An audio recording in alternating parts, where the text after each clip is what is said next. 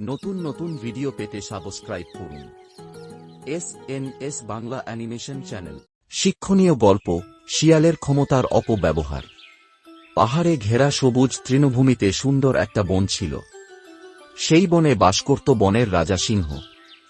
বনের সিংহ একদিন সব প্রাণীদের একত্রিত করে ঘোষণা দিলেন, আমি কয়েকদিনের জন্য দূরে যাচ্ছি।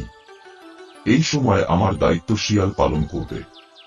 আমি আশা করি তোমরা সবাই শিয়ালের হুকুম মেনে চলবা। আমি ফিরে আসার পর সবকিছু ঠিকঠাক দেখতে চাই। সব প্রাণী অবাক হল, কারণ শিয়াল বুদ্ধিমান হলেও একটু চালাক চতুর। তবে সিংহ রাজার আদেশ সবাই মেনে নিল।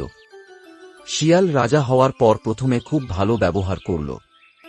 সবার কাছে গেল এবং বলল, আমি সিংহ রাজার মতো কঠোর নই। আমি তোমাদের মঙ্গল চাই। আমার রাজত্বে সবাই আনন্দে থাকবে, তাই আমি চাই না আমার রাজ্যে কেউ কষ্ট করুক বা অসুখে থাকুক। শিয়াল রাজার এই কথা শুনে সব প্রাণীরা ভাবল শিয়াল সত্যিই ভালো রাজা হবে। কিন্তু কিছুদিন পর শিয়ালের আসল চেহারা বেরিয়ে এলো। সে নিজের সুবিধার জন্য ক্ষমতার অপব্যবহার করতে শুরু করল।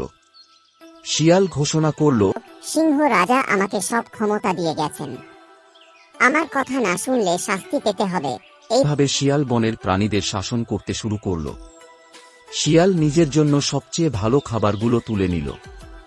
ছোট ছোট প্রাণীরা যখন তাদের জন্য খাবার শিকার করে আনত, সেই খাবারগুলো শিয়াল রাজা নিয়ে চলে আসত এবং ছোট প্রাণীদের বলল, তোমাদের প্রতিদিন আমাকে কর দিতে হবে, না হলে তোমাদের বন থেকে বের করে দেব।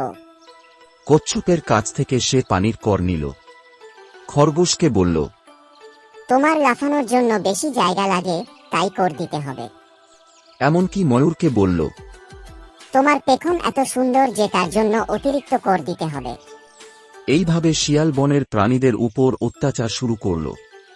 শিয়ালের অত্যাচারে প্রাণীরা খুবই বিরক্ত হয়ে উঠল।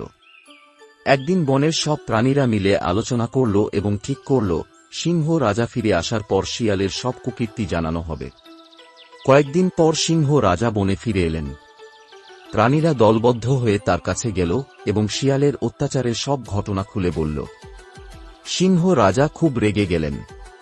তিনি শিয়ালকে ডেকে বললেন, তোমাকে দায়িত্ব দেওয়া হয়েছিল সবার সেবা করার জন্য, কিন্তু তুমি নিজের স্বার্থ দেখেছ।